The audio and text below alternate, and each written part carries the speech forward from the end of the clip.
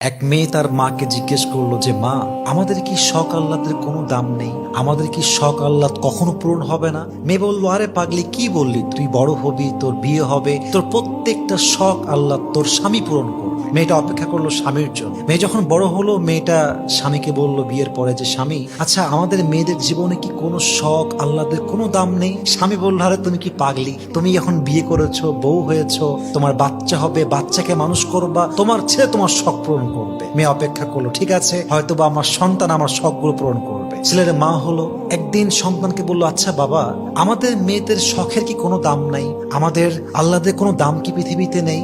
সন্তান বলছে, মা তোমার কি মাথা খারাপ? তোমার বয়স হয়ে গিয়েছে, তোমার এক পা কবরে ঢুকে গিয়েছে, তুমি এখন আল্লাহ বিল্লাহ করবা, কবরের ফিকির করবা। তখন মেয়েটা বুঝতে পারলো যে আসলে পৃথিবীতে নারীদের শখ বলতে কিছু নেই। পৃথিবীটা নারীদের আহ্লাদ পূরণের জায়গা নয়। নারীদের প্রথম এবং শেষ ঘর কবর ছাড়া আর কিছুই হতে পারে না। ঠিক কিনা বলেন?